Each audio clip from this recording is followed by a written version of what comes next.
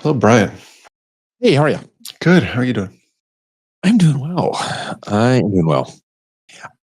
Every time I log into Discord, no, tautologically, every time I log into Discord, I am getting older, obviously. It's the oldest you've ever been using Discord. Every time I've used Discord, I've older been. So that is just a statement of fact. Yeah. That said, it feels like the average age of Discord, or at least the people in product at Discord, is getting younger faster than I'm getting older. They're still the same age. Yes, they do. No, but like some of these updates are like, is this me? I mean, it just feels like, I don't know. I feel like if you click enough layers deep, I feel like I always get to a screen which is like, basically like, I don't like what I just saw. Please don't show me this again. And then it shows me it again, but it seems to have enough buttons for the oldsters. Yeah, I just kind of feel like, I always tell parents with the scout troop that you should never linger by the tent of a bunch of 15-year-olds. One, it's invading their privacy.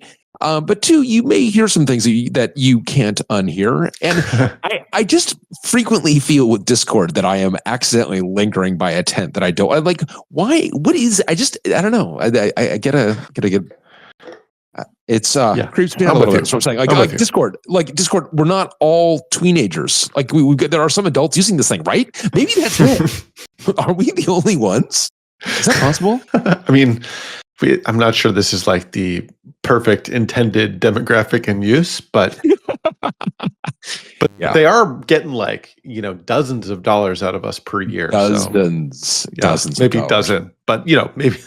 Okay, maybe only one dozen. Yeah, $12 that ought to go somewhere. That's right. It's a market. This one's overdue.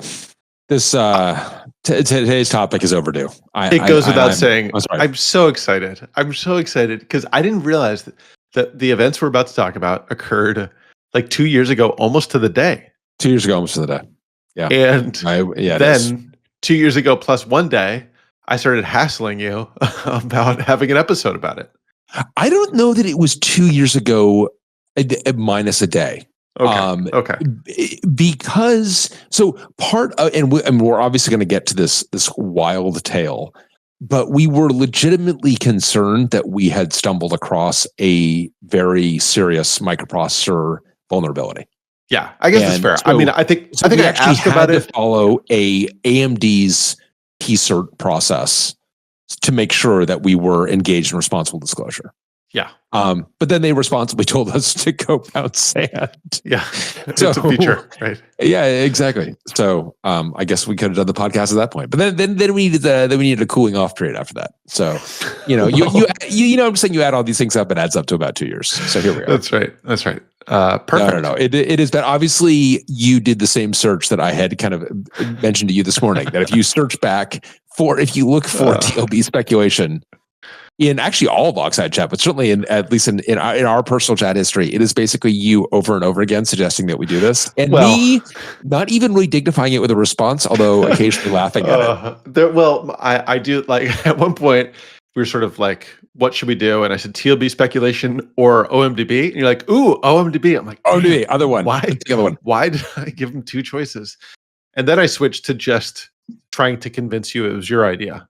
But like a classic maneuver. That is a classic maneuver. Is that what worked? Is that what finally got us here? Because I was suddenly struck by this. We should do an episode on this. And I don't know where that thought came from. I tried to piece together where that thought came from, and I don't know. All I know is that, exactly. It occurred to me completely independently of anything else. I mean, of course you're right. And there we go. So I think that, and there was like this P-cert reason, and that, for sure. But I think then it was like, okay, there's just a lot of context I've got to go remind myself of and ramp up on. Yeah. But as I was ramping up on the context, I'm like, you know what? This really does merit a podcast. Like, I mean, how is it actually that, actually, exactly. People think that we are chronic oversharers, which we are, but there are actually some things that we have not had a podcast episode on. Yeah. Although there will be one fewer such things after this. So. That's right. And I'm really glad that John and Rain are here, because I think part of what makes this so wild is that the manifestations are the kind of the symptoms of this are so far removed from the underlying root cause, and it's just we just never would have imagined that it was that. I mean, and there were a couple of times along the way where I think that we had pretty strong conventional wisdom where the bug was emanating, and we were all wrong. So, John, would you mind kicking us off? Because I think you're the first person to run across the ramifications of this. Is that right? Yeah, that's right. I was going to ask if context is okay, but it sounds like context is exactly what we want here. Yeah, exactly. Is strongly desired. Weird. Okay. Yeah. So I took notes because there's a lot of stuff even before we get into the actual problem. Okay. So have we talked about the update sled recovery process on the podcast? I was going to say I don't think we really. If we have, it merits review. I don't think we have. So I would actually like you to go into like kind of what this thing is doing. Actually, what the actual problem that we're solving here.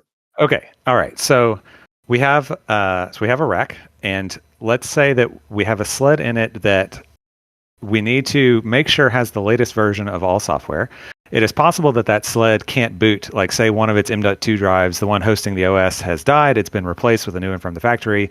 Or even suppose the sled, like the software on the sled itself, is ancient and it has no hope of possibly talking to anything else in the rack. So we want to like assume the sled itself is completely unable to help us, and we need to bring it up to speed.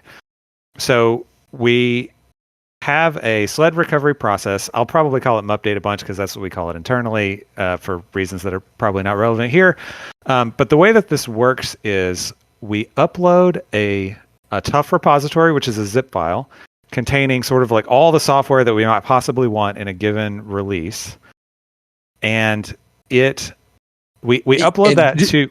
Yeah, go ahead. Yeah, just to be clear, just because, the kids do say like the highest praise that the youngs have for anything is tough, TOUGH. So this is tough, TUF. It is tough in the kind of the Gen Z sense, but it's also tough, TUF, the update framework. So sorry. Yes. Didn't mean to interject. No, that's good. It's hard to pronounce acronyms, I guess.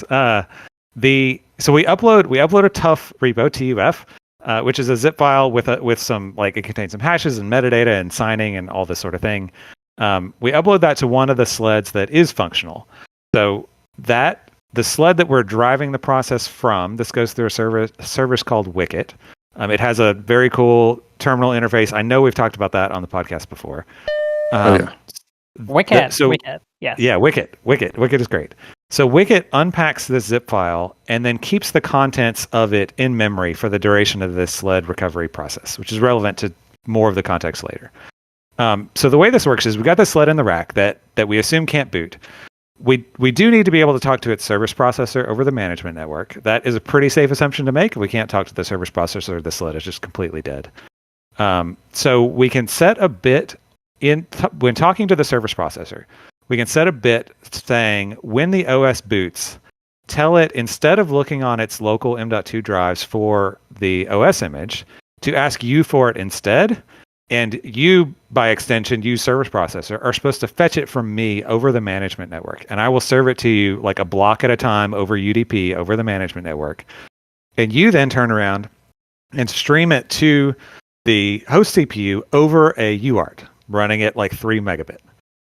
So this process is slow, right? We don't want to, like, we did some sort of napkin math at the very beginning. For the size of our like real OS images, we're going to be sitting there for hours waiting for this thing to be streamed over the UART.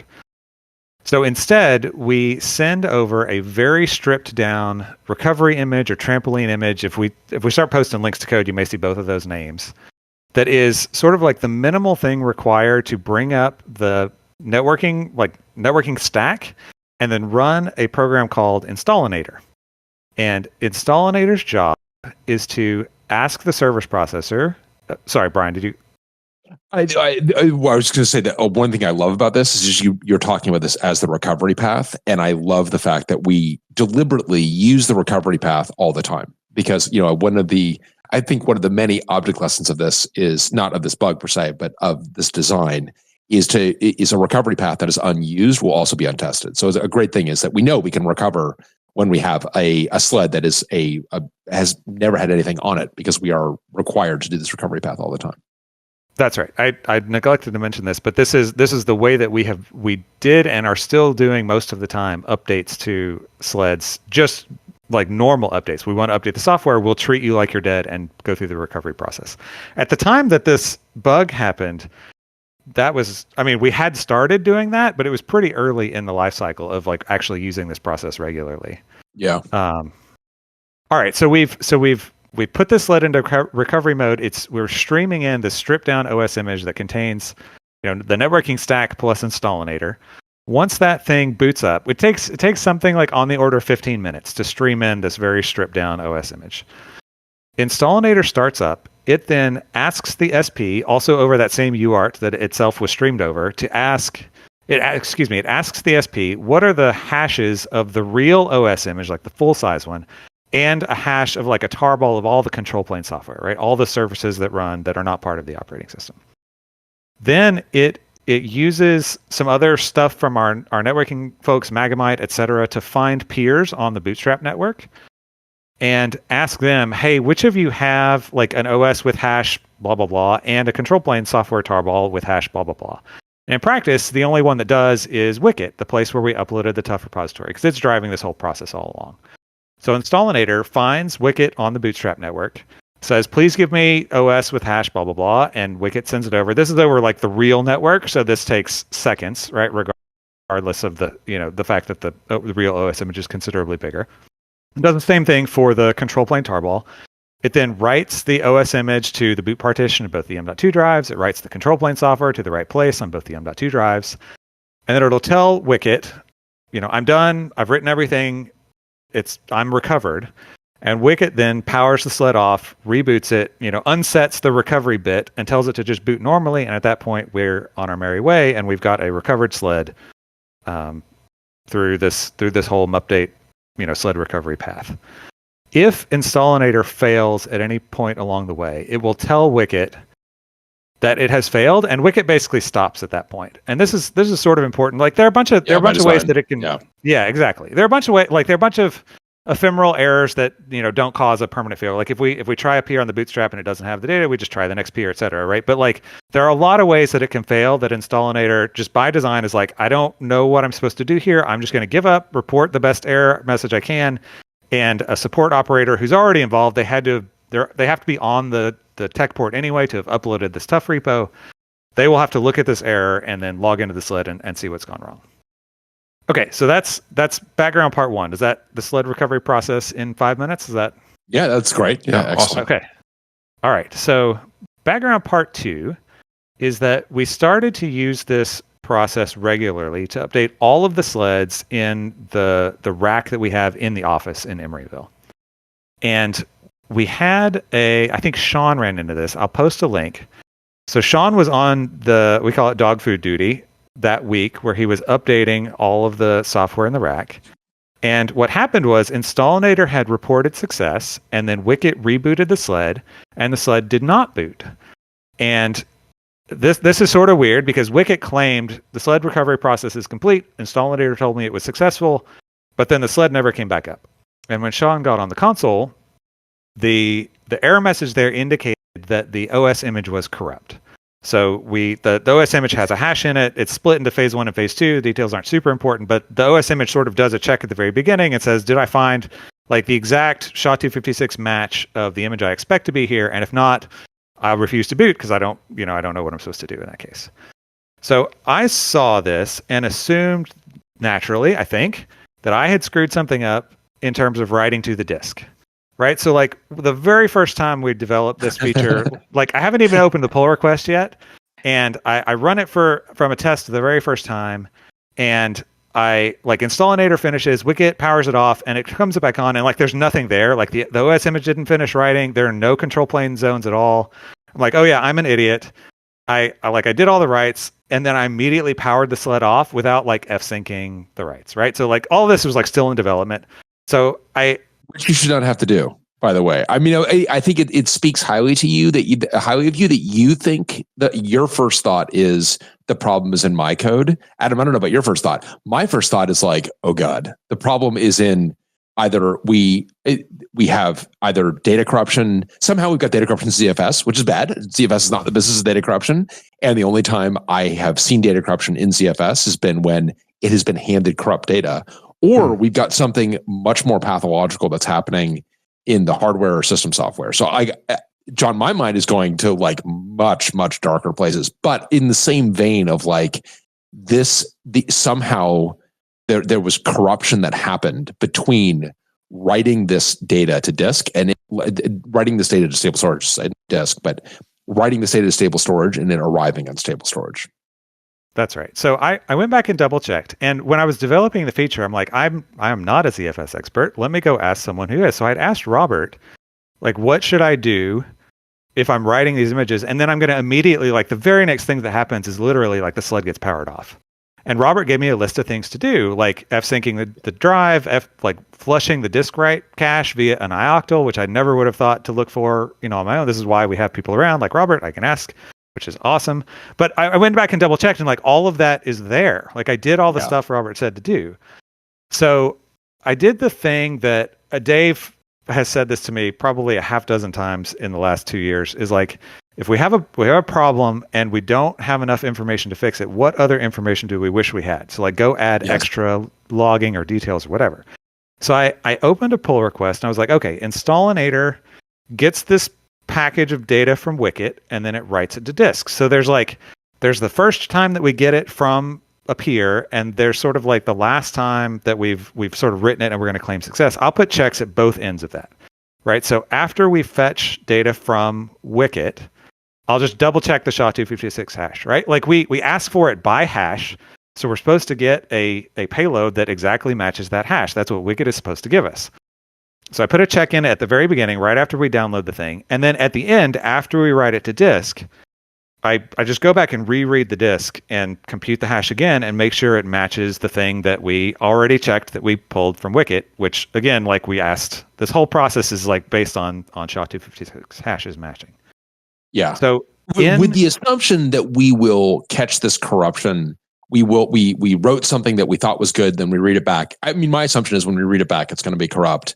But I do think, just to put a really, I think, fine point on this, because this is one of the most important lessons from this whole adventure starts kind of here, because we did not have enough information to debug the problem. We had a corrupt file system, which is very troubling. We had corrupt data.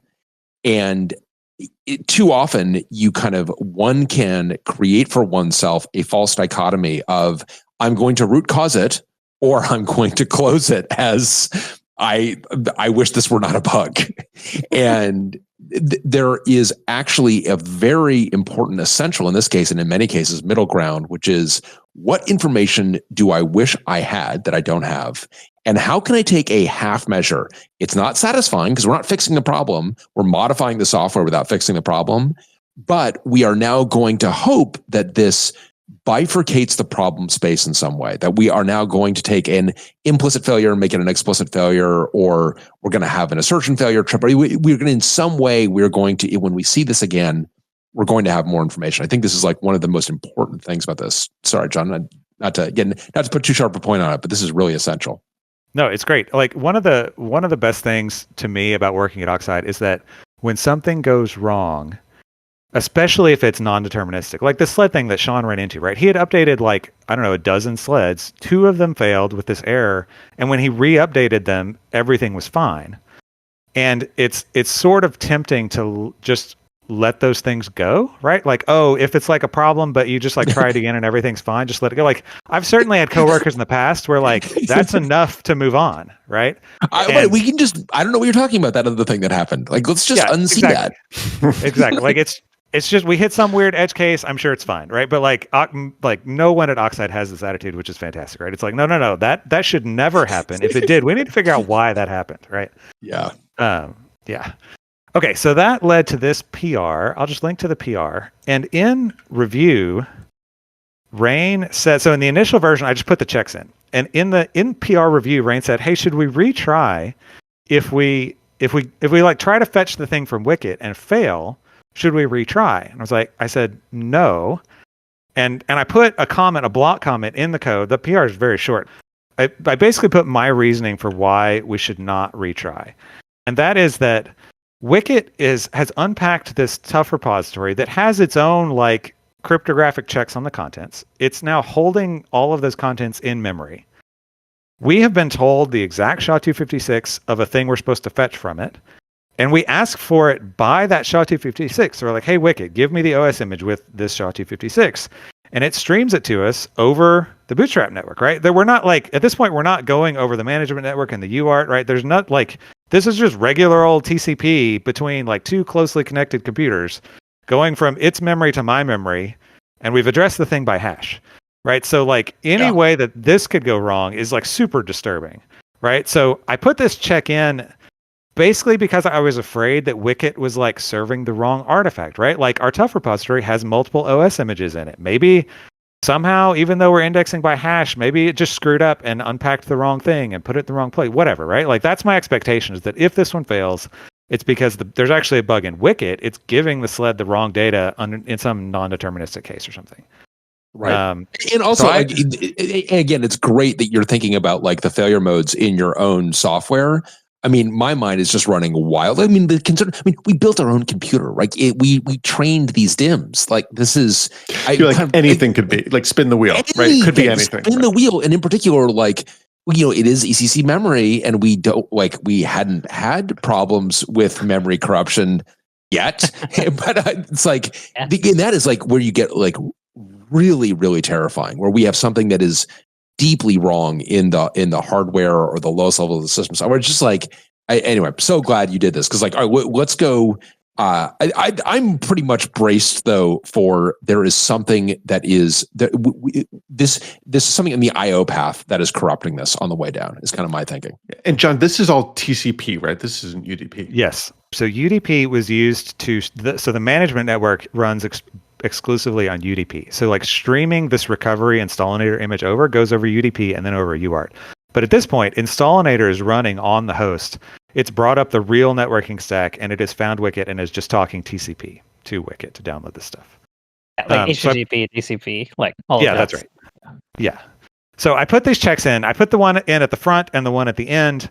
I'm expecting the one at the end to fail, right? We have written, sort of like Bryan, you said earlier, I'm expecting we've got some kind of like data, file system corruption. We wrote a thing, something got screwed up along the way, and then we read it back and the data's missing or has corruption in it or whatever.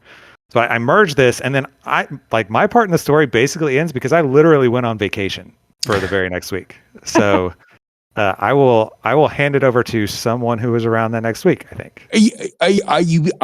Your part of the story takes a hiatus, John. It does not end. Adam, I don't know if you how much of the footage, the security footage of us debugging you ended up watching, but John, you were very active in what was actually we came to know as Data Corruption Week, I'd like to say. So we saved the good bits for when you return from vacation. But so you disappear on vacation, and yeah, then I guess Rain, I guess you're up next, right? Because now John has disappeared, and this thing that we assumed was happening very rarely, as it turns out, not happening as rarely as we thought. Yeah. If I don't remember the exact statistics, but it would like happen to at least, I remembered like 2 or 3 sleds every time you did like a recovery of like, the full rack. Like you would encounter 2 or 3 sleds which had something, some kind of data corruption going on. And like, the nice thing about what John added was that, we'd kind of get like an error message in Wicket. So we would get a message a bit earlier, right? So what John didn't fix it, right? But John did add like, so that, you get an error message inside Wicket while while installinator is running, as opposed to getting an error message all the way at the end. So I think at this point, I think Bryan, did you pull me in? I think somebody was like, "Hey, this is like installinator isn't downloading the right data," and I think at that point kind of, I was like, "Okay, I think I should like take a look at this." I remember, so which itself was a major surprise. That I think that again, I think that the assumption that more or less we had all had, I think, is that that there was something happening between Installinator getting this data and actually getting it to stable storage. But Installinator's like, when it's getting the data, it's wrong. And we're like, what? Yes. Okay. Yeah. So right. So John added 2 separate checks for hashes. It was actually the first check that failed, not the second one. And I mean, that was I think just like, incredibly surprising. And I think what I remember is that I think there were definitely a lot of calls, but like I think one of the first things is like, could this be something inside Tokyo or something inside Installinator? Because I think if you just say that, like, hey, there's corruption happening, right? Like when you've received this, it's corrupt. And we kind of, our thought is like, all right, well, when we know that like this image is a good image because other nodes are able to get this. So it's like, there's got to be something in and I think the thought now, at least my thought, I don't know why my thought goes like super dark on the CFS path and less dark on the networking path. But my thought is like, okay, there's got to be something in userland, in Tokyo, as you're saying, Rain, there's got to be something in there that is somehow corrupting data, which definitely seems strange, but I don't know. I think one of the things we decided to do pretty early is that we decided to add some instrumentation to Tokyo to try and rule out Tokyo as much as possible.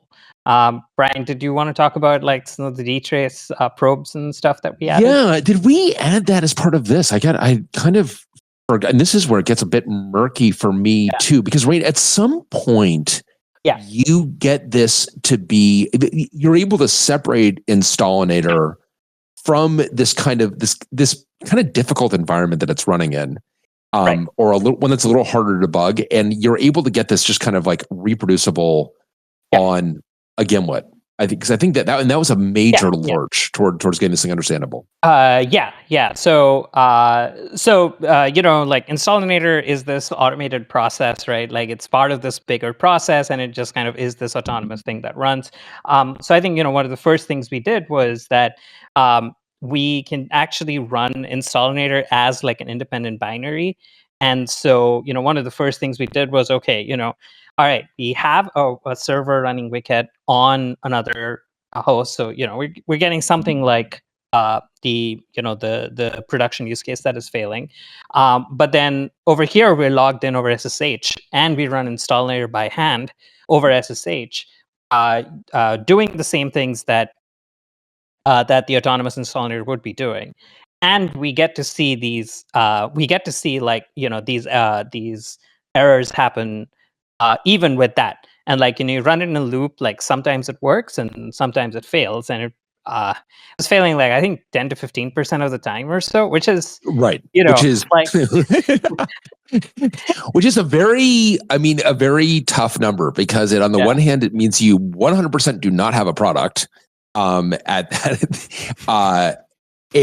yet it's like, but it is actually working most of the time. Like whatever is happening is non-deterministic. And then Rain, sometime in here, and I don't think I'm getting too ahead of things, but stop me if I am.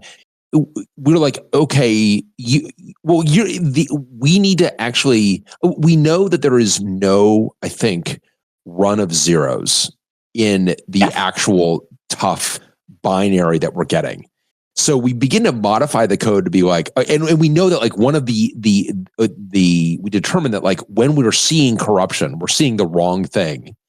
One of the manifestations of this, which is not all of them, but one of the manifestations is we were expecting to see data and we got zeros. Yeah, and I think the way we figured that out is that we told Installinator to write, so rather than to write it out to the m.2 as an image, we write it out to a file on disk, right? And then we SCP'd the file over, and then we did a hex diff of the contents of what we actually want to see and what we don't, and what we were actually seeing. And like in all the cases, we saw that there was like some weird run of zeros in the inside the image that we Installinator was actually fetching, and we knew that the actual artifact, because it's a gzip tarball, did not have any such run of zeros. So, one of the things I did was that I think I went in and tweaked Tokyo's source code because, at this point it's like, okay, is the bug in Tokyo? Is the bug in the Solinator? Is the bug in like Rust async somewhere? Is the bug in like, the network stack? Where is it? And so one of the things I ended up doing as part of this was that I went into Tokyo's source code in like the net library, and I wrote a little loop which was like, like if I think if it was more than 32 bytes, and like if the whole like thing is like 32 zeros or more, then just panic, right? And like seeing that and like actually being able to reproduce that was, I think, a major step, because what that did was that because this was deep inside Tokyo's internal, so this was data that we had just fetched off the wire, right? Right. This doesn't have any Tokyo machinery. Like, we've stripped it all down to literally like, receive some data into a buffer and read that buffer and see if that buffer has a lot of zeros. And if it has a lot of zeros, then panic. Then panic. And part of the reason that you were pulling this closer and closer and pulling off the wire is because the software that we were running through to go from between the wire and actually Installinator, like actually doing something with it, I know you had written some or modified some of the software in there, because I just remember at some point you being like, I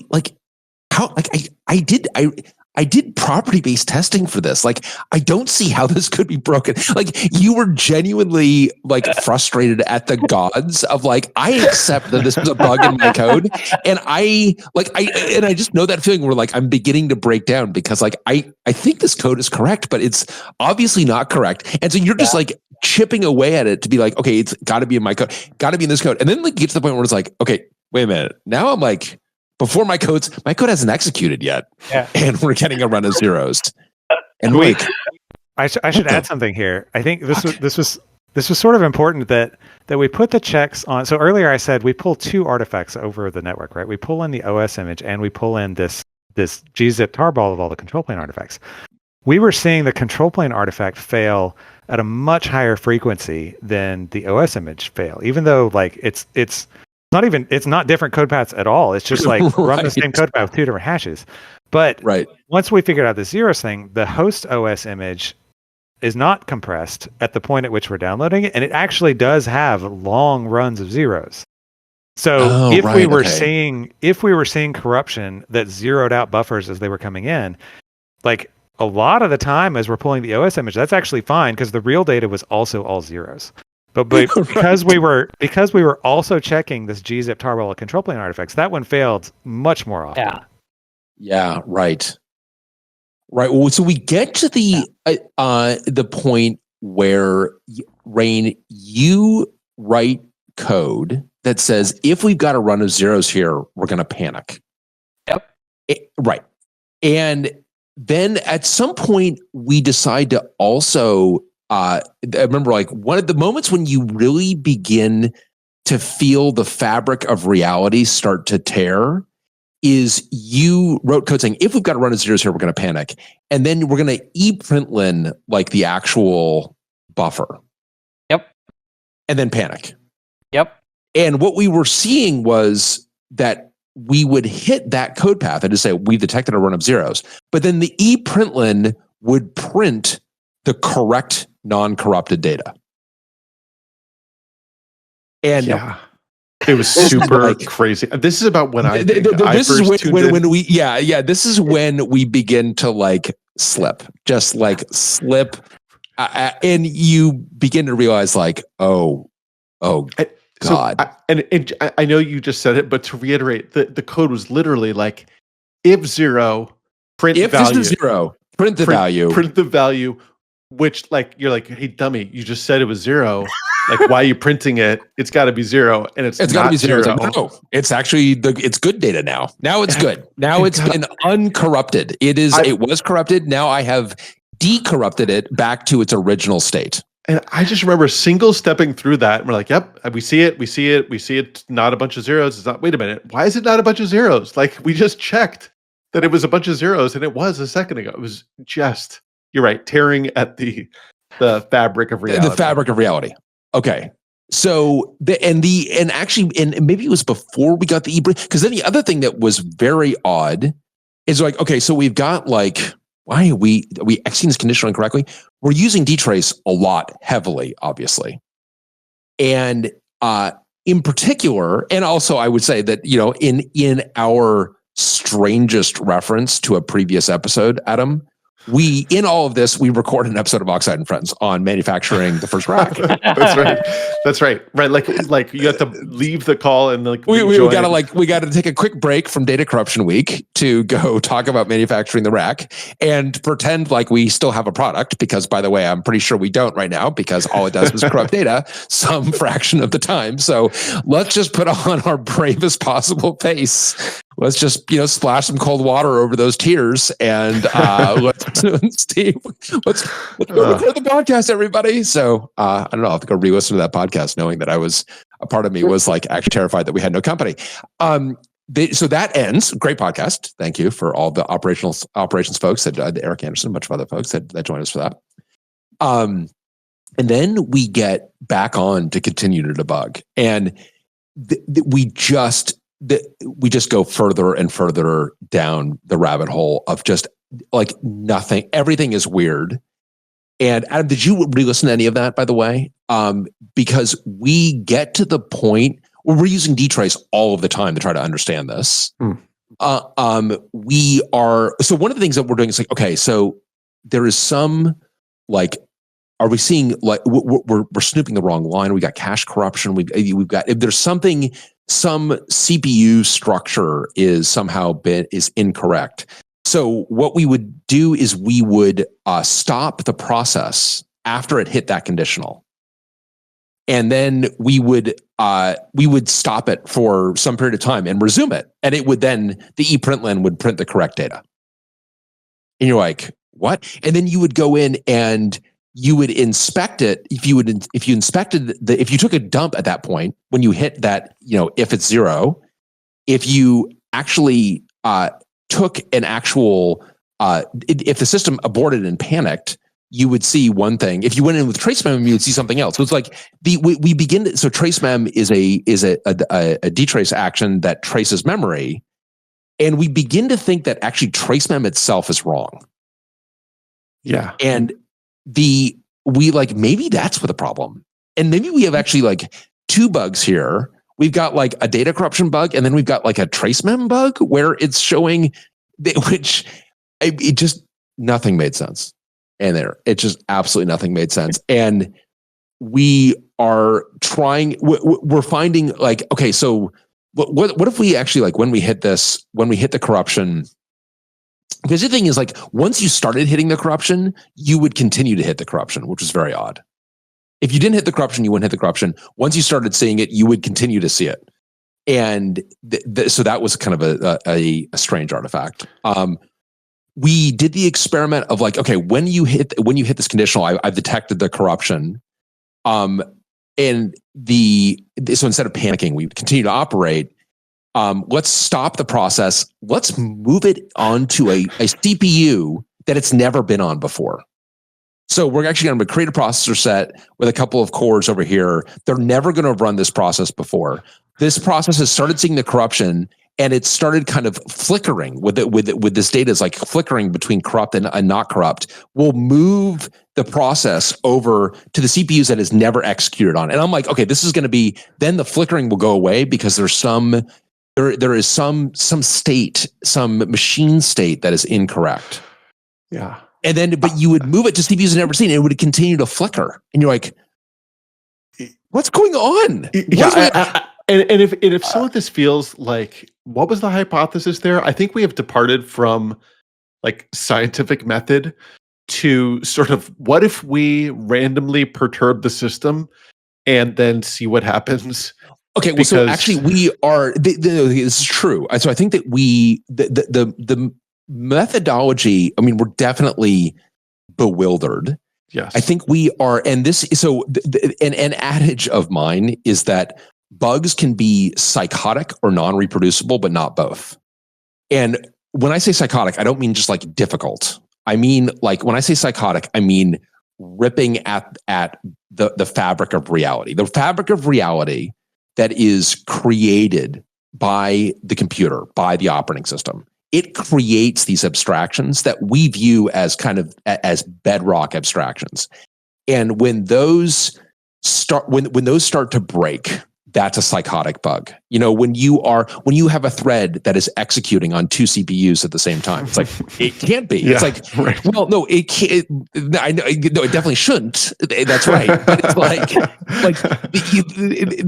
these, and the abstraction is designed to prevent that. And if that does happen, you begin to have and Adam, we used to call these can't happen panics. Right. You have state in the program that this state can't happen. Like the program is not the program's a victim here, and the perpetrator is much deeper in the stack of reality. And those bugs those bugs have to be reproducible. If those bugs are non-reproducible, you won't debug them. So when you have one of these things that you just see once or is non-reproducible, the actual act needs to be just like, John, your first act of just checking this stuff at different phases, see if we can get this to fail in a different way, see if we can get it to be more reproducible. Oh, good news, it's happening all the time. Okay, great. Then, being able to, so we're trying to tighten the cordon around this thing. Yeah. But as we're trying to tighten the cordon, it's it keeps spilling out and showing up another, it's just fuck is going on? And at some point in this, Adam, you and Dave are and this is, I know you I couldn't find the exact line. I know because there's 10 hours of video of us. Oh yeah, I found it. Yeah. Oh, did you find it? Yeah. Yeah. I think Dave and I think we had, as is becoming clear, many hypotheses, none of them satisfying in any way. And I think this is before we stumbled onto the phraseology of haunted virtual memory or anything like that. But Dave and I were wondering if this was a virtual memory bug of some description. And and to be clear, the thought was exactly as deep as that, which is to say not particularly deep at all. Not particularly deep. Yes, not particularly deep. And you were like, we think it's a virtual memory bug. And I'm like, you're like, how? You're like, what? Okay. You can create a bug with your mind, describe the bug, and which is totally reasonable, if a bit acerbic, but the idea of being what? Okay, let's say there's a VM bug, just describe anything about this VM bug, and we did not have a much more satisfying answer than that. This sort of gets to what you said earlier about you gave me credit for assuming there was a problem in my code, right? As soon as we got to the point where Rain injects the if it's all zeros, print it, and it's not zeros anymore, that killed every reasonable hypothesis that we had from that point moving forward, right? Somebody would throw out a hypothesis and we're like, that can't be it, because that can't possibly explain what we're seeing there. That's right. And I think, and now, this is the other important thing, is that when you begin, you're kind of trying to get this cordon around this problem, and you're beginning to get a lot of the symptoms, and the symptoms are very, very bizarre. And now anything has to explain. You need to be able to explain all this stuff.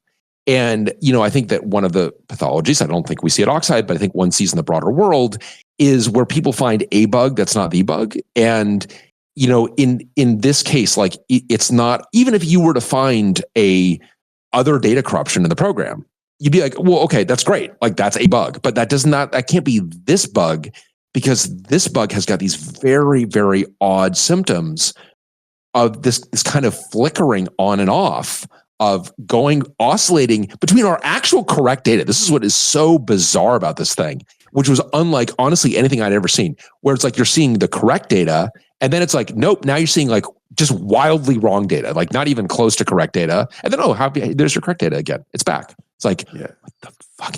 And so when you're like, it's a VM bug, it's okay, walk me through it. Because the VM system is not a magician. It's not responsible for, it's not the memory system. It's the VM system. What it does is it establishes mappings, it loads those into hardware translation, and then it gets out of the way. It isn't let me just go create a thread that fucks with everyone's page tables. Let me go do that. It's and actually, to make it really funny, I'll oscillate between memory I make up and their actual true memory. It's like, it doesn't do that. It does. I mean, I guess you could envision a system that did, but like that. And so Adam, I think the closest I got to coherent.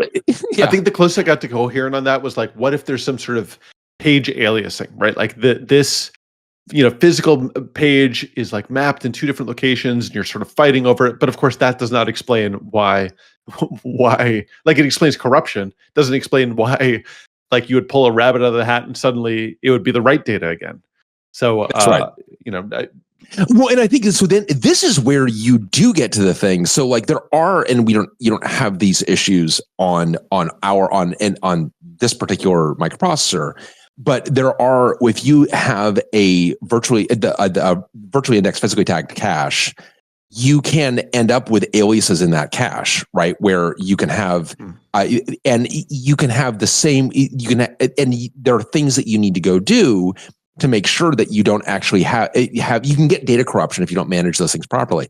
But the problem is like a VAC alias does not symptomatically resemble us at all. Two, when we moved that process to a different CPU and it continued to flicker, and if you take one that's like not flickering and you move that to a new CPU, it continues to not flicker. It's like, what? Right. No, I just like, again, this just makes, nothing makes sense. So we were starting to think we had it reproducible on pretty readily, right? Like we I think at this point, which it's not just solace, actually. Yeah, not just absolutely.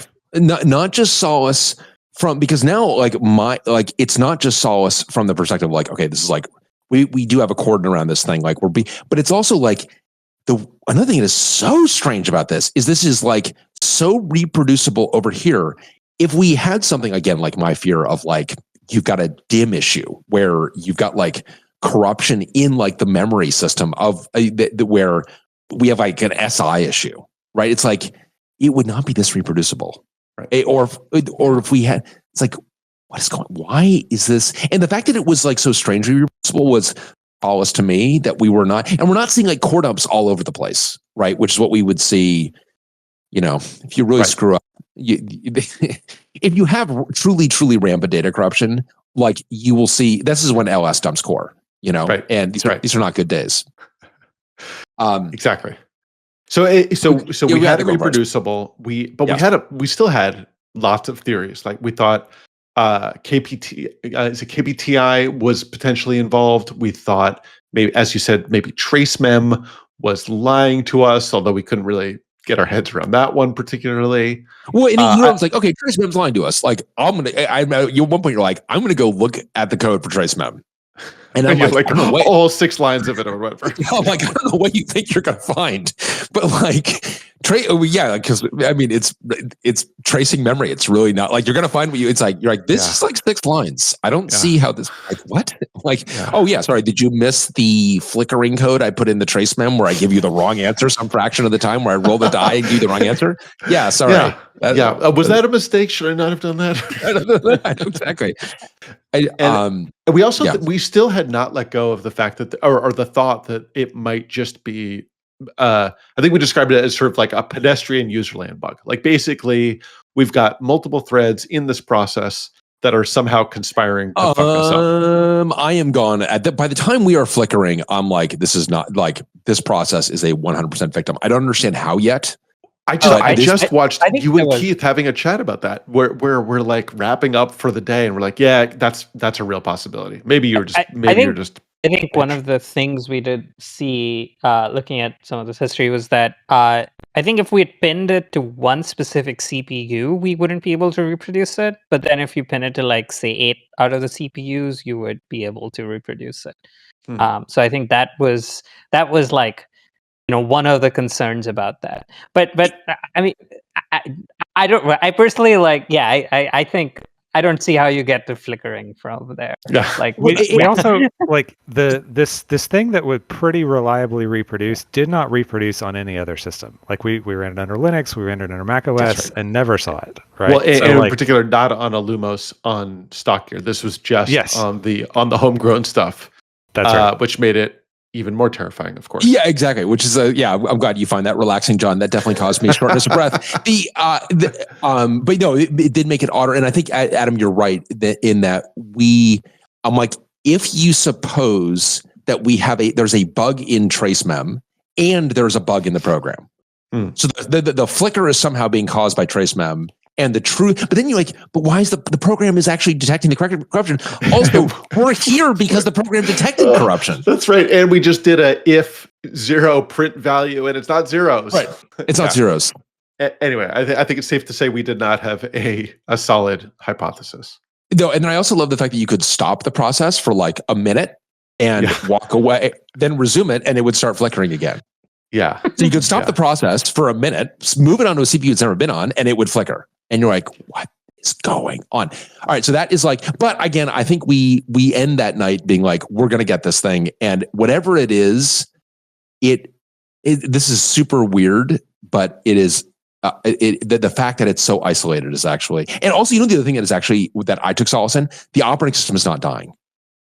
Because the operating system itself is a stress test of many things. The operating system itself really cannot tolerate like having its memory corrupted. Yeah, it's pretty sensitive to that, really. Do you remember one of our many dumb lunch conversations at Fishworks? We're like, if we start corrupting memory, how much memory can we just go corrupt before the operating system panics? and then we get started corrupting memory, and of course, we didn't really have the patience to do this. And so we just like started corrupting memory randomly. Nothing panics. We get a little bit bored. Like, okay, let's do something different. Let's just actually let's change mutex enter to like not. I do remember that. Yes. And then let's see how long you write the NOP and like the system immediately blows up on data corruption. It really does. It does not. Does like not mutual exclusion, like the operating system takes pretty seriously. Okay, Mr. Pedant about mutual exclusion. Yeah, So exactly.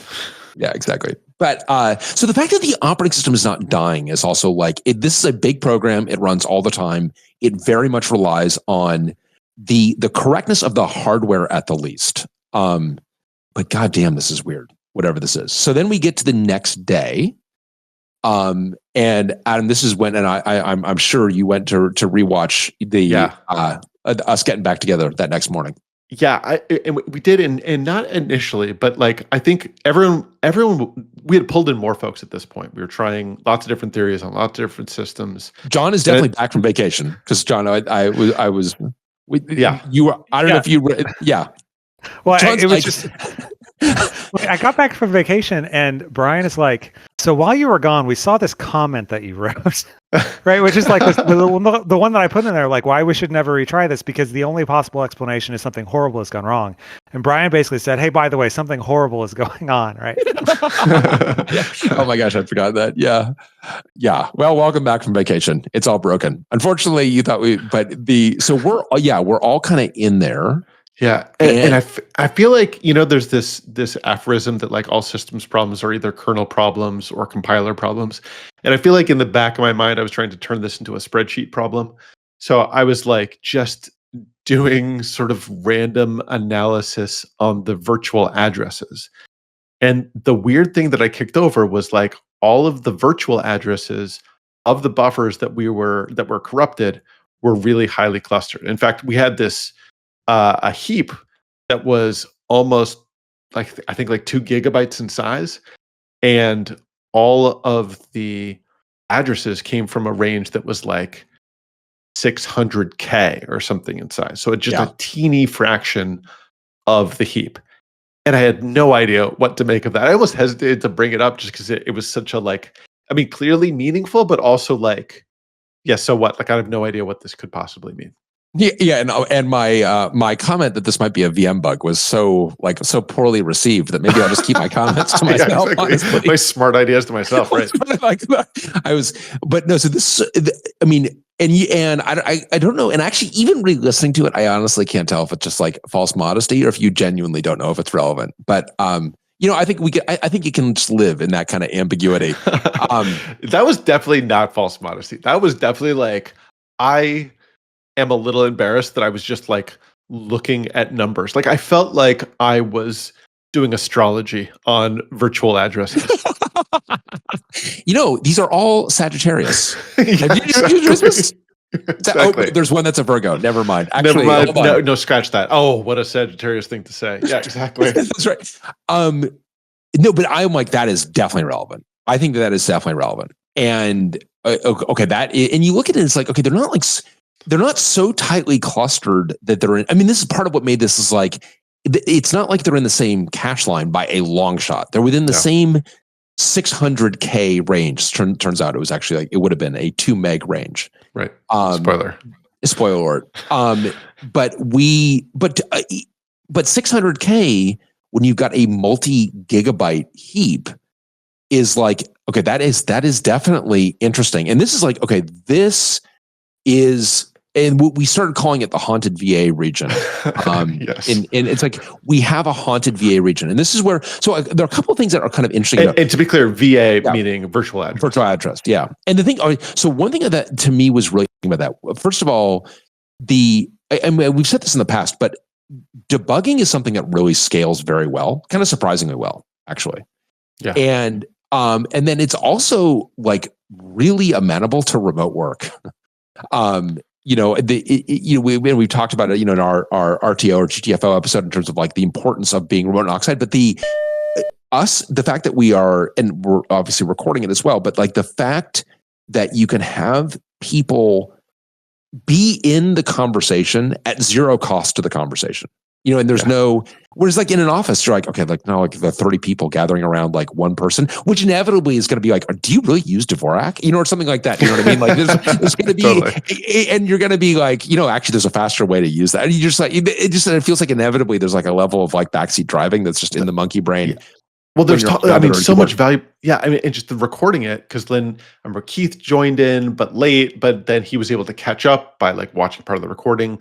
Yeah, right. I mean the ergonomics of it, as you're saying, while I'm watching you type into the shared screen, I can be off, piping, my astrology, results, through Sled or whatever. Yeah, that's right. And I think, and then you can also, it paralyzes really well because people can just go off and like, I'm just going to kind of quietly go off and explore this idea that I've got.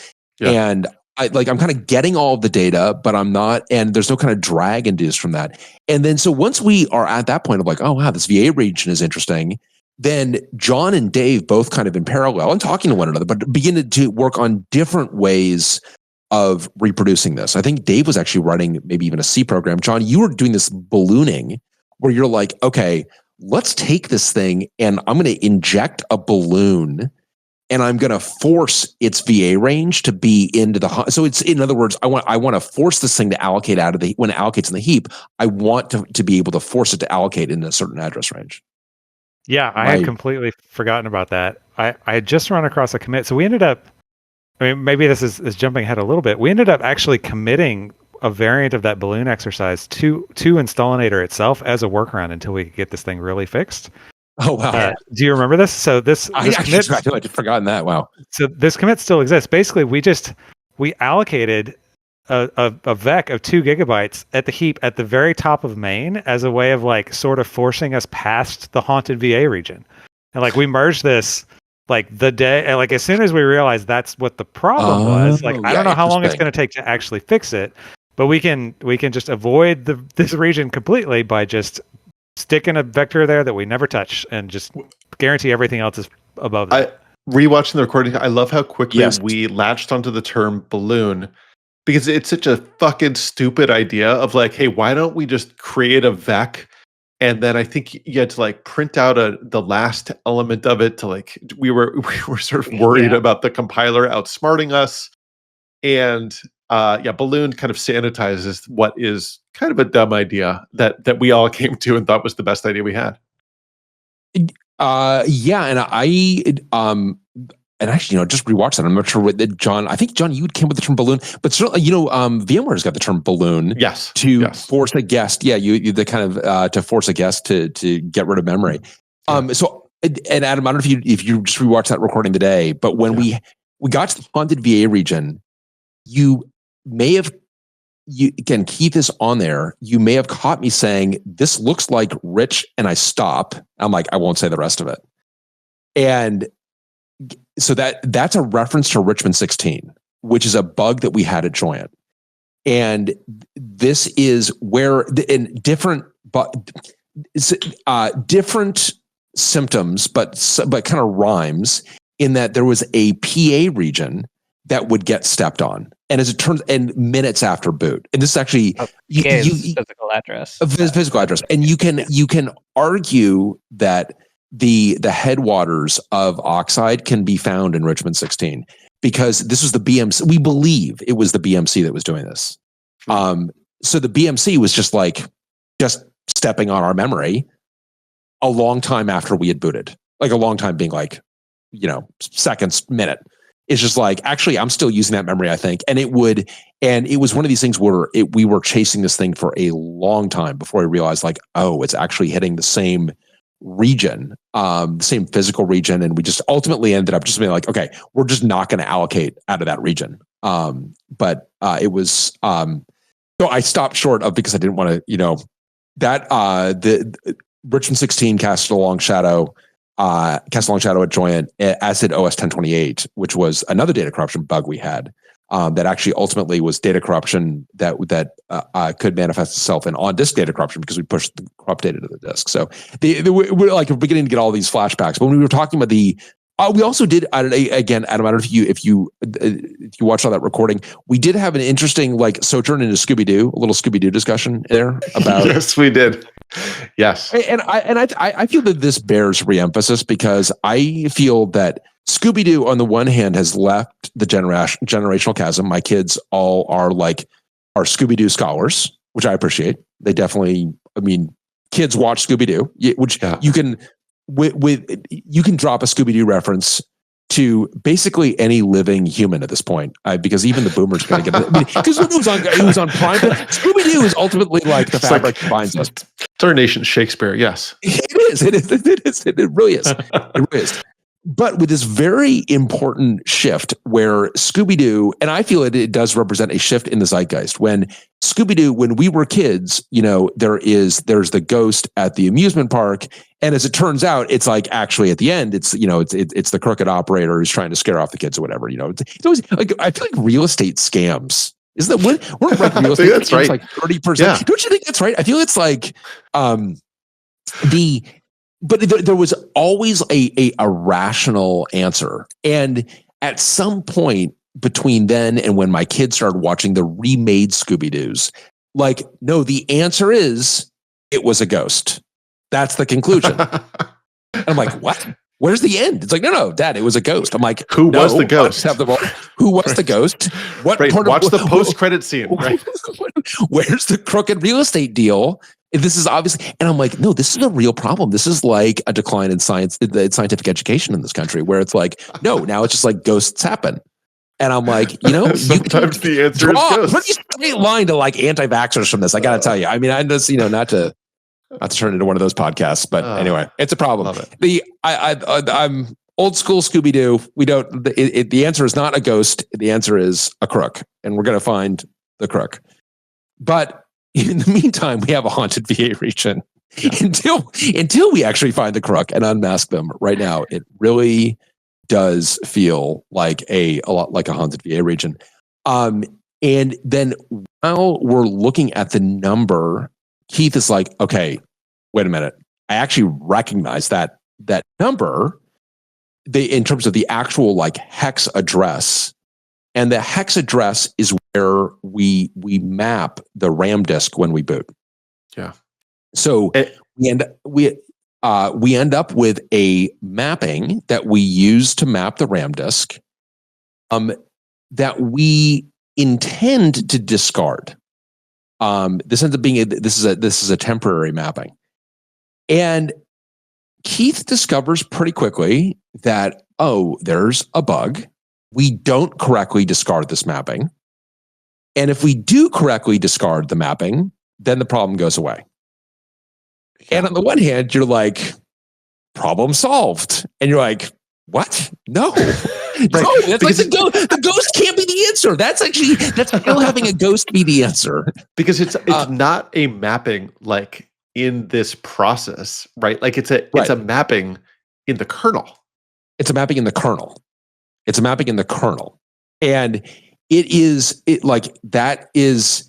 a kernel mapping. And this is a process. Like these things, User process, right? Yeah. And it's like, and so it's like, oh, well, it's a stowaway mapping that's getting from the kernel to the process. And then it's like, and then flickering. And then leaving and then coming back. Leaving and then coming back. It's like, Right.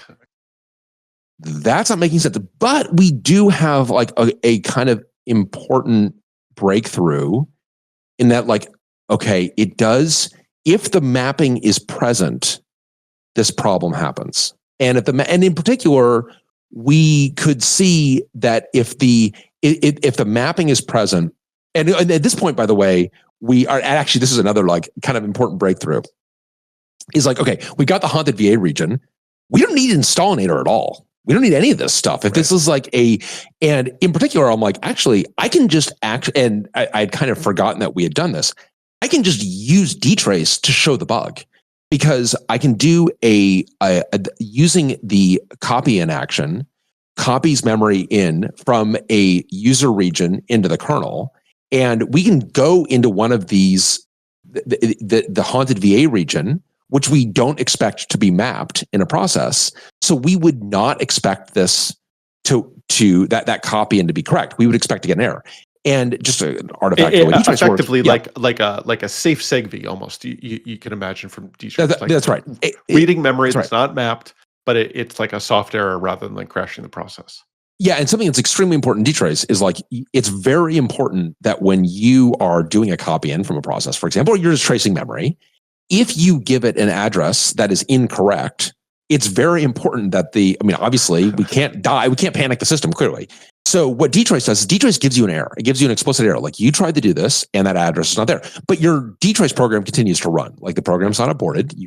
But what is aborted is the clause that you're executing. So if like you have an error, it's like, we know that we're not going to execute this clause any further because we've had this error. But we're going to allow the enabling to continue to operate. And so what that allowed us to do is like, all right, so what we're going to do is we're going to attempt this copy in and kind of do a bogus copy in. And then that should fail all the time. And then we're going to have an action after that actually, does whatever we want to record that we got here, aggregating by process name or what have you. And then you run that and you're like, I think I know what I'm going to see here. And it's very scary. And sure enough, you run this and you're like, oh yeah, all these processes, like, oh yeah, like, config D and all these other processes that are running on the system, like, yeah, they all have this little bonus haunted VA region some fraction of the time as well. That's right. Like, so in other words, like, if they had just constructed a pointer into that area, like, sometimes if they did a load or even a store, it might have worked. It might have worked. Okay, yeah, that's the other thing is we realized is we were poisoning this region. And by storing to it, and we began to realize that, like, oh, if we store to it, another process will see the same corruption over time. And you're like, what the? Okay, so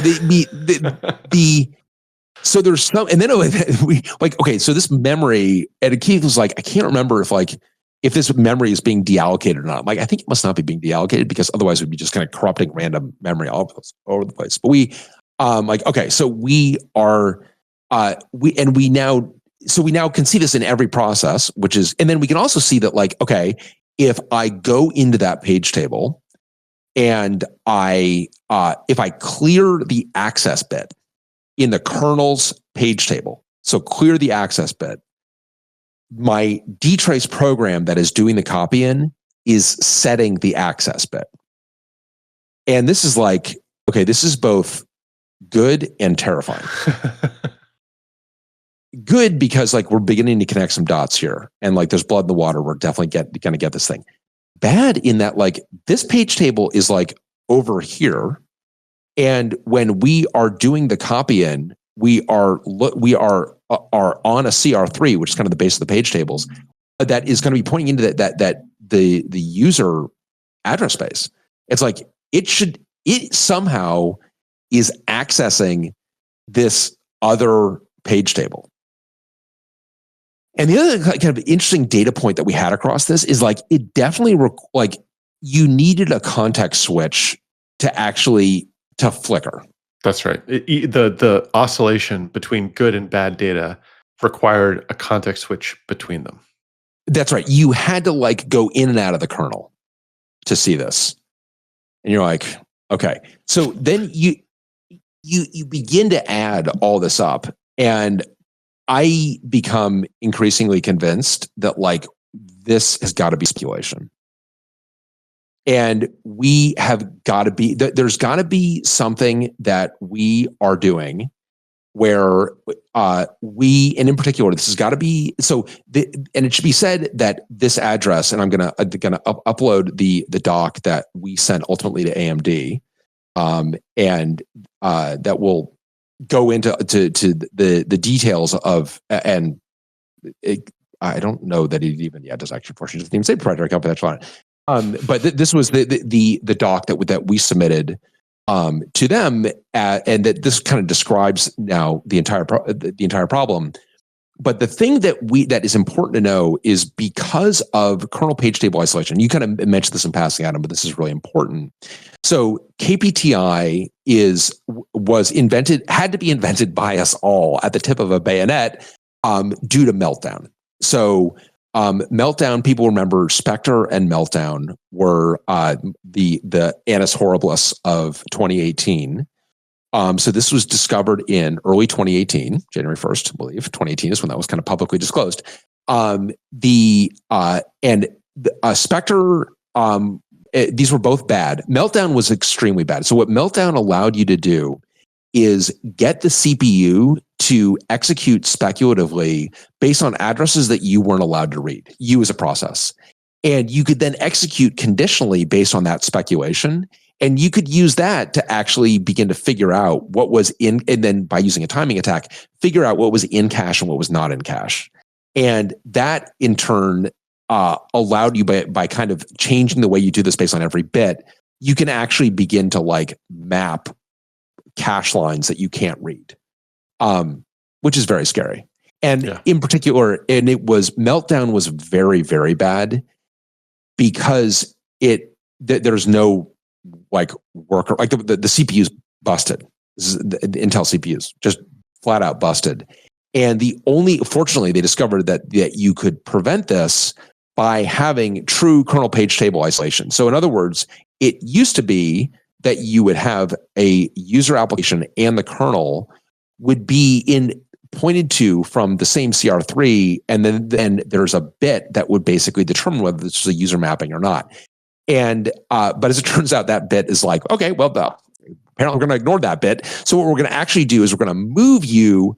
We're going to have a user CR3 that is for mappings only, for user mappings only. It can't see any kernel mappings. And then we had a kernel user CR3. We have a kernel user CR3 that is a CR3 that includes both kernel mappings and user mappings, because the kernel needs to be able to see user mappings to be able to copy ins, copy outs, and so on. The thing that's wild is that our stray mapping that we have, our stowaway mapping, is in fact not in either the user CR3 or the kernel user CR3. It's actually in a different CR3 that we call in this document the kernel only CR3. But this is a very, very small CR3. And this was basically done. I mean, this is like kind of funny. We actually did this as kind of a protection mechanism against the kind of belt and suspenders against future possible kind of attacks. That we wanted to switch you on to a kernel only CR3 before we switch on to the kernel user CR3. And it becomes pretty clear that when we're in that kernel, that we are when we are in that kernel only CR3 for that very brief period where we do have the stowaway mapping, the processor is executing speculatively. And in particular, it is loading a page translation to the stowaway mapping. And then then that is being loaded into the TLB. And this is where we get to like the difference of opinion, whether that should be allowed or not. But that gets loaded into the TLB. Then later, when we were to do the dtrace copy-in, for example, that would hit in the TLB. And we would use the wrong mapping instead of the right mapping. And this first of all, this explains the flickering, because it depends on whether you have the wrong mapping in the TLB or not. And you have the wrong mapping in the TLB or not, depending on if it happened to speculatively execute through when you were in this state where you had this kernel only CR3. Apologies if that explanation is. Oh, that's great. Well, it's actually funny because at some point, Adam, you asked Keith to give a 2-minute explanation for how the RAM disk is loaded, and Keith gives an extraordinary 2-minute explanation and then apologizes for how poor it is. It's like, I'm really sorry. That was like a discombobulated mess. I'm like, that was just like amazing. It was scripted, but so my explanation is nowhere near as good. But the document goes into a lot of details there. I will say that this is like major deja vu for me, because now I'm like, wow, this is really reminding me of something way, way, way back in the day. So in the late 90s, I had a really pathological bug. I had one of these psychotic bugs. It was both psychotic, it was non-reproducible, got it to the point with enough reproducibility, and I was able to determine what was going on. And what was going on was that the chip was not honoring a TLB shootdown. And in particular, the way we do a TLB shootdown in the operating system, which is to say, like, okay, I probably should mention what the TLB is. Exactly. Sorry about that. So the TLB is the translation look-aside buffer. So when you have a virtual address and you're going to turn it into a physical address, you need to do that. Those page tables are going to be stored in memory. So you need to do multiple memory operations to determine what that physical address is. And you need to do that translation every time you have a memory operation. So it's really, really important that translation is cached. And the TLB, which is a very old construct and surely dates, it's got to be like an IBM Model 85 thing or model, I don't know. I should go look up the actual origins of TLB. But the translation look-aside buffer dates back to the earliest machines with virtual memory, because if you don't you have to cache this. Like you can't not have a TLB. But the TLB, because it is a cache, wherever that we have caching, we must have, you immediately have coherence questions. And so you have to be sure that when you are taking down a mapping, that you're also making sure that you are taking down all of the cached associations between the virtual address and the physical address. And we call that a TLB shootdown in a multiprocessor system. So we need to actually, because this thing could be, this translation could be in a bunch of different CPUs, and we need to be like, you need to actually get rid of this mapping. You need to invalidate this mapping. And microprocessors have different ways, but on x86, it's called invul page. And there's an instruction that you execute, and you execute that instruction with an address, and that would actually shoot the mapping down. And what I realized is that invul page, in some very rare circumstances, was not actually shooting down the translation. And in particular, if on the next instruction, it would actually still be in the TLB, and again, under rare conditions. And what I further realized was that this had to do with the fact that the mapping itself was still valid. And what was happening was because it actually, in the operating system, whether the mapping is valid or not shouldn't matter when you shoot it down in TLB, because I know I'm not going to execute on any more CPUs. The mapping, no one is going to be loading through this mapping or they would die. So whether the mapping is valid when I shoot it down or I shoot it down and then rip down the mapping shouldn't actually matter. But as it turns out, it really did matter. And because if you did the shoot down with the mapping still being valid, as it turns out, the microprocessor would speculatively execute. And it would speculatively load whatever was an EAX. And whatever is an EAX is actually the address you're trying to shoot down. So you would literally do the invul page instruction, that would shoot it out of the TLB, and then it would speculatively execute, and it would load through EAX and load it right back into the TLB. And that load through EAX, that speculative load through, was sort of just for funsies? Just like, I don't know, I've got something that looks like a pointer. That's right. People love referencing pointers. Let's give it a shot. Let's give it a shot. And this was one of these where, in hindsight, I was being given a small bite of the apple of the tree of knowledge of good and evil, because I'm like, wow, that is like really aggressive speculation. And this is in like 1999, maybe. And this is just because the kind of the dark side of speculation is that like speculative execution is really required to get around the memory wall for these microprocessors. And kind of like in the late memory 90s, wall being the disparity in speed between the CPU memory, and memory. yeah, exactly. Yeah. It's like if you don't actually hit at a cache, like we're just going to spend all of our time blocked on memory. And one of the way we got around the memory wall a couple different ways, but one of them was got very, very good at speculatively executing. And this is one of these like, oh my God, I don't think Spark is doing that. And of course, like, no, Spark's not doing that, pal. It's like, that's the problem. That's why Spark sucks. Have you noticed how slow Spark is? Right. 100%. At one point, John Masters was like, I want to get a hold of some old Spark machines because I bet I can find a lot of speculative execution bugs in there. And I'm like, no, unfortunately, good luck. Unfortunately, I don't think we were. I wish maybe if we had speculatively executed a little bit better, the microprocessor would have been a little more competitive. So we am like this, and with Intel, I get this bug totally. Like I present this to Intel, and Intel's like, well, you really shouldn't be doing the shoot down with the mapping valid. And by the way, you're the only operating system that does it that way. And I was super sad because I'm like, okay, well, I spent a lot of time debugging this and I'm being like basically victim blamed for it. And I'm like, okay, can we have, and then I'm like, all right, this is fine. Give me a note in the architecture manual. I just want like a paragraph. And then I had this plan. Do you remember the shirts that we had made that Roger had with the paragraph on it from the Spark architecture manual? No. Okay, so this is like super deep lore, and actually, this predates me. We need to get someone to get it. So there was a /proc bug that Roger could not find for years, and there was a footnote in the Spark architecture manual that basically explained why this data corruption issue that he was effectively having. I don't know if it was data corruption, but it was basically like a correctness issue. And an engineer, I'm trying to remember the name of the engineer at SMCC who ultimately found this, but Roger was so elated to find this and to find that it was present in the architecture manual that either he made or someone made for him shirts that had that footnote on them. And Roger Faulkner, the late Roger Faulkner, the inventor, along with Ron Gomes of /proc. And so I am like, this is, and I had one of those shirts, and this is one of these shirts that I'd probably like catch the kids wearing every once in a while. I'll be like, you're wearing like, sorry, you're wearing like the shroud of Turin, the Magna Carta, that's right?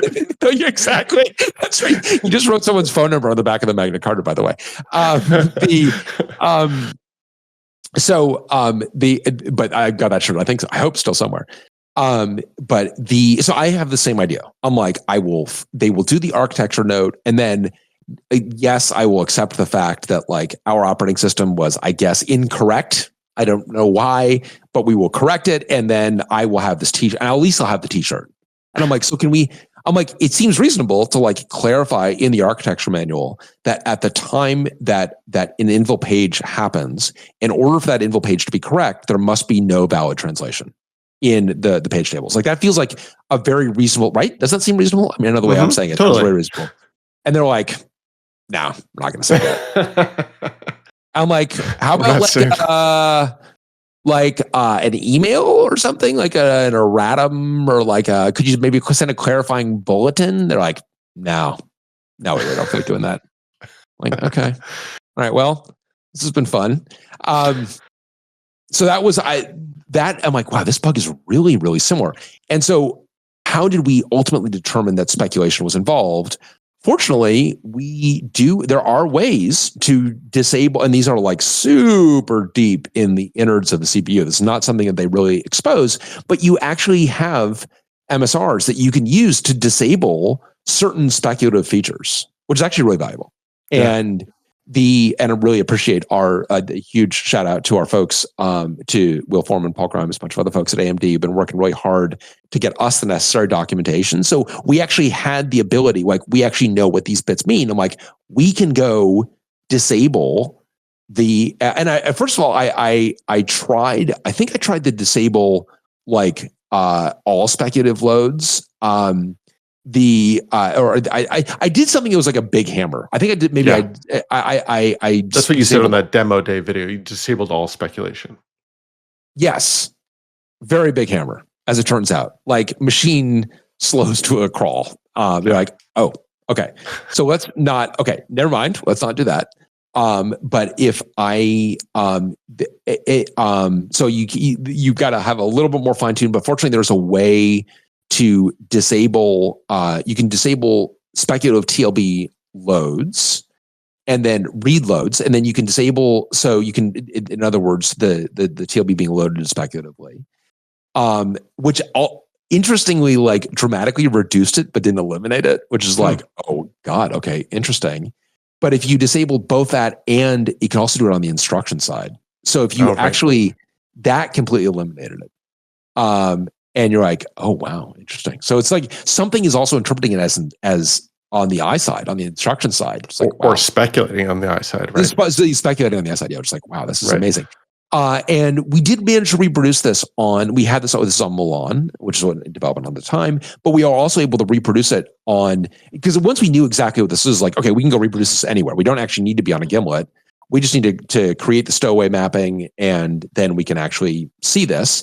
And so we were able to reproduce it on a gimlet, and we were able to reproduce it on a Milan that is ethanol X on like kind of their reference design. And then stock system, and then we were also able to reproduce it on a Genoa, which is their newest CPU at the time. And the first concern was this is potentially very bad, because if you are speculating, like we are speculating across this protection boundary, like is there any way for a user? Because one thing that's really important is that when we were copying out data, and when we were using copy-in and dtrace, those two things, those copies are actually happening in the kernel.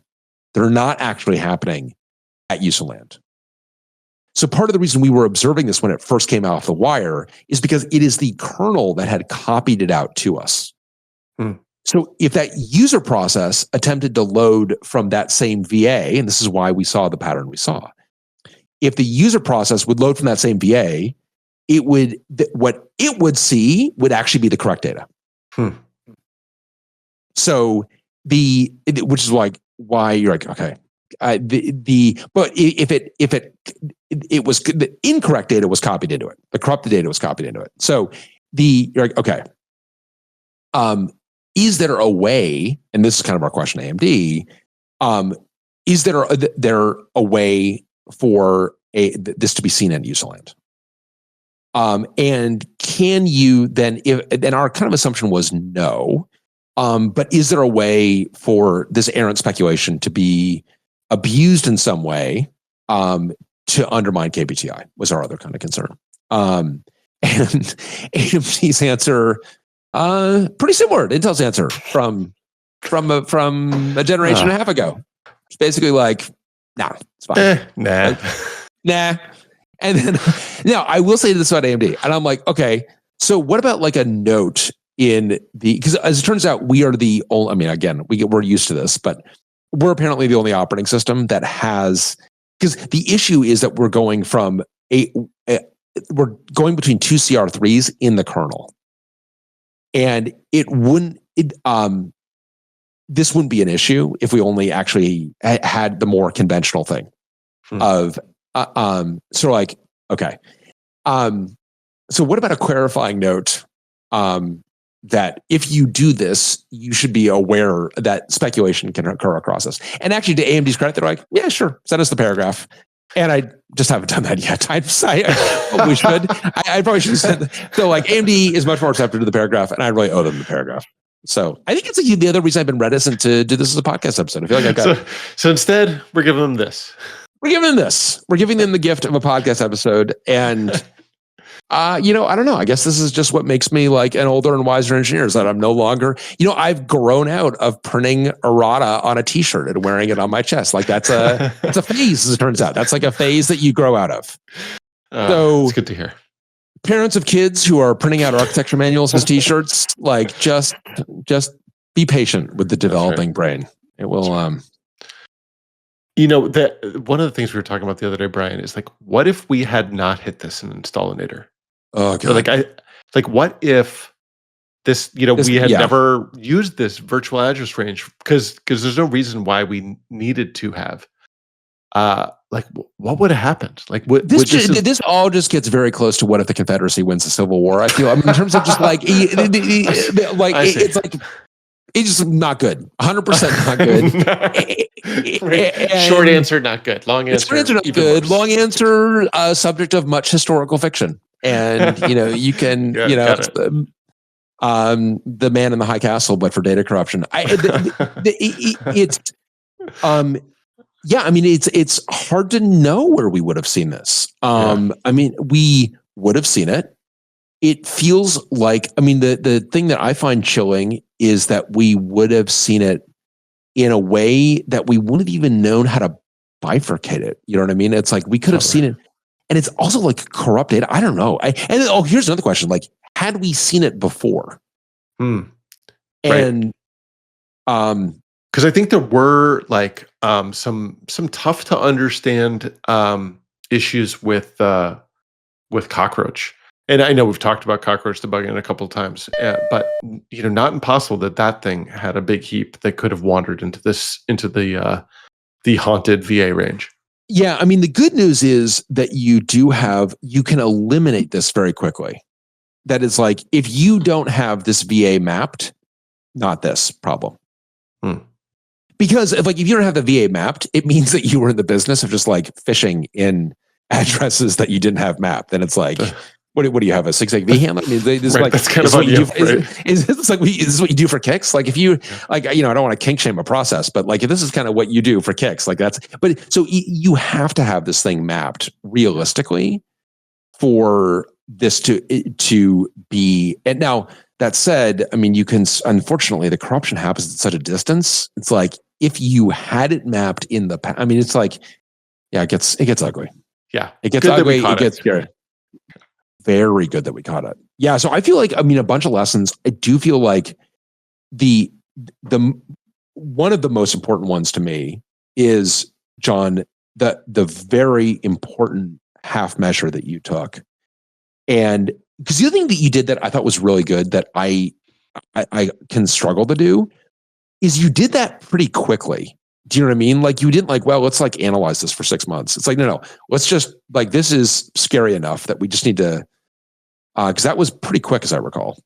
Yeah. Well, I mean, sort of like necessity is the mother of invention kind of thing. I mentioned I was going on vacation, right? I actually merged that like Saturday morning before our flight, right? It was like, I'm going out of town.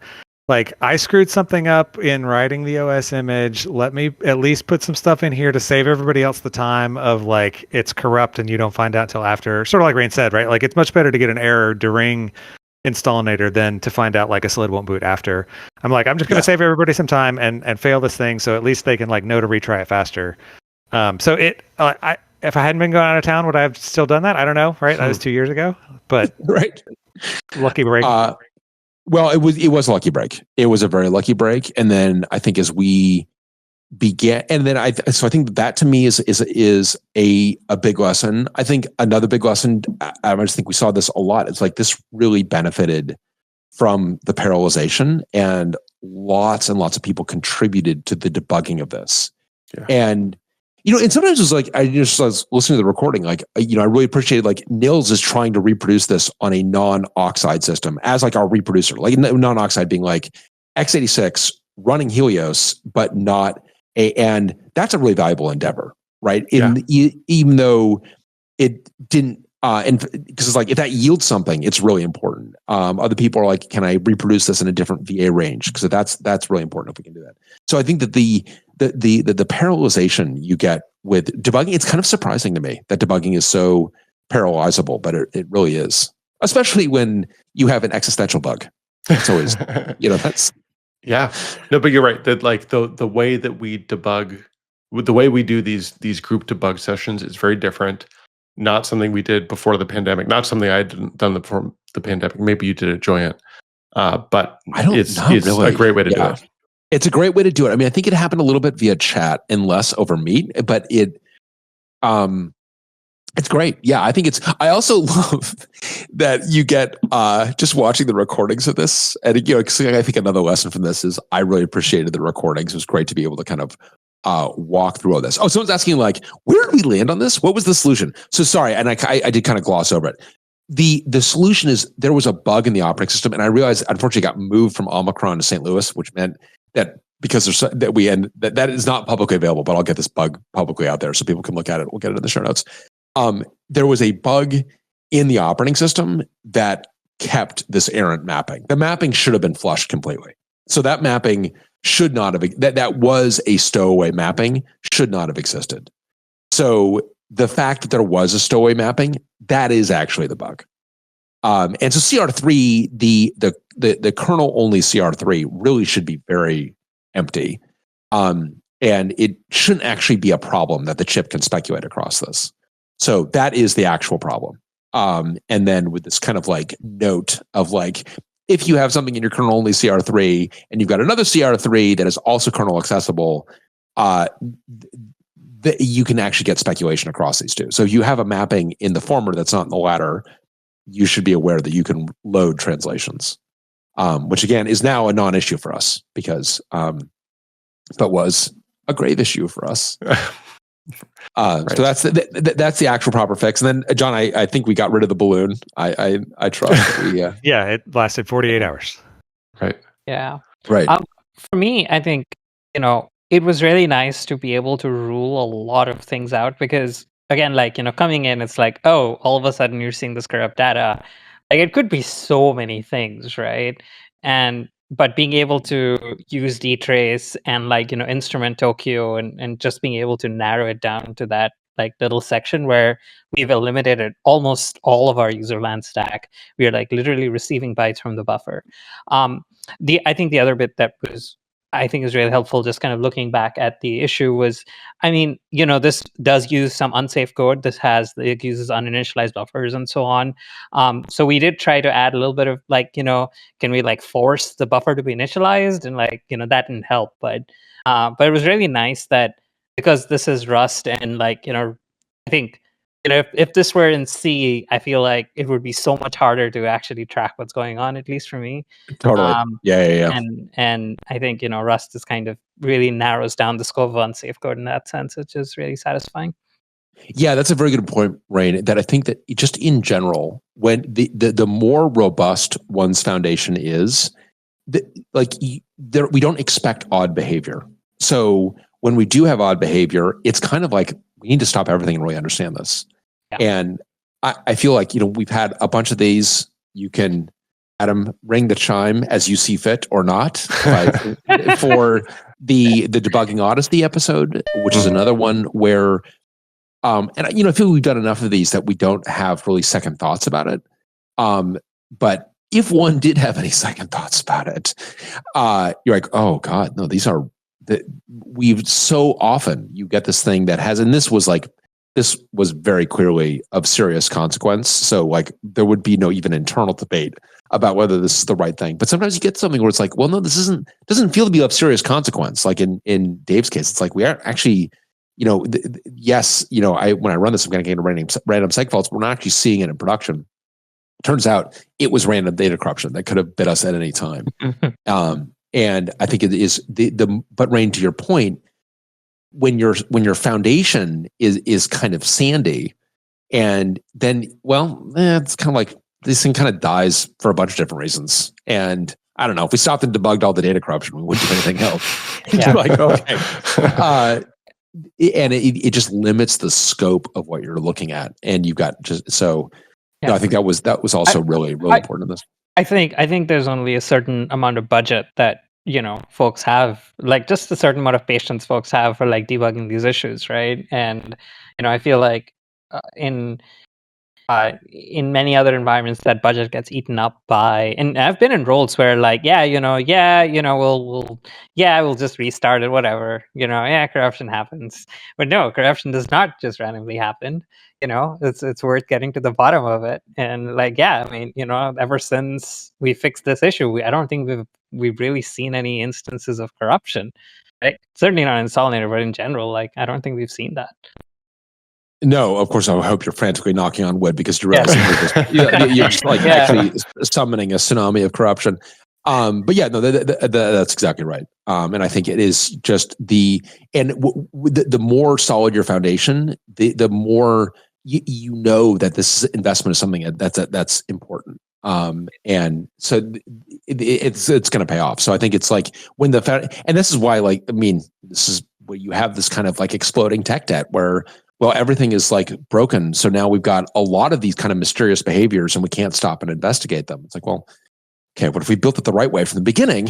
And which is why it's really important to build it the right way from the beginning. And this, it was, and then the conclusion from AMD is, and obviously this reason we're talking about this is like not a security issue. So, which is great. And as someone's saying in the chat, like, could you, because these things both use PCID 0, and if we use a different PCID, yes, we could. The presumption is, I can't remember if we actually tested or not, but the presumption is that this would not speculate across that. The fact that these are PCID 0 on both of these. So, but yeah, this is a fun one. And I love the kind of like the spec. If it hadn't been for Meltdown, ironically, we wouldn't have had this to be like you, because if the stowaway mapping would have been in like we would have hit that earlier. The stowaway mapping was able to stow away because it was in kernel CR3, the kernel only CR3. So this needed a bunch of things to kind of come together. And the net effect was a little terrifying. Yeah. Well, Bryan, I'm so glad we did this one. I had a great time watching most of the video of it. I found it like the slowest paced episode of House I've ever watched, but still gripping.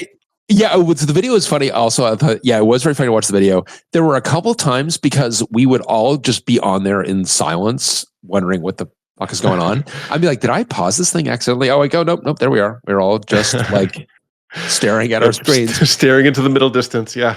And then also, you also feel like you begin to, obviously, all these things because you have to deal with me, but me only dealing with me in the kind of like my past me. There's some things that are like very annoying. Like there were a couple times I'm like, you know what?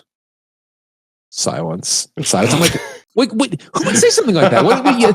Like just after like some interview, I'm like, I don't know what. I mean, obviously, like, do you want us? Like, this is a bit. Like, are we supposed to? It's like a call and response. Right. How big was it? Right. I know. It's like, could you mute yourself if you just want to talk to yourself, please? But it was great to get, and great, terrific work all around. Really did. Require a bunch of folks to work together on, and a reminder of like, man, these systems are they really do fabricate a kind of reality. These things that are bedrock, ultimately, they are all artificial at some level. Yeah. So it was fun. Hopefully this met your expectations, Adam. Absolutely. Glad I'm only 2 years in coming, but it was awesome. Only 2 years in coming. Well, this is great. And and now we are left with Morris Chang and Sarah Wynne Williams as the. That's right. Next up. So, next up. That's another reason I was delaying on this one. It's like I wanted to buy myself a little more time before I could get Morris Chang on here. But yeah. All righty. Well, thank you, everyone. Thank you, especially thank you, John and Rain, for both your hard work on this problem, and thanks for joining us again, reminiscing. It was fun, and thanks in absentia. And Dave did a lot of work on this, and obviously Keith and Adam. I thought it was funny because I did think that you underestimated how much. Going back and rewatch that, I hope you appreciated that. Like, no, I did. I was actually right in there slinging. Yeah. I'm showing up to work almost every day. Yeah, no, for sure. Almost every day. Exactly. Yeah. Exactly. And I assure you, we're not about to go debug a company ending data corruption problem at the end of this podcast. Just like not as far as I guess you have to stay tuned in 2 years to know if we are or not. That's right. Awesome. Thanks, everyone. Talk to you next time.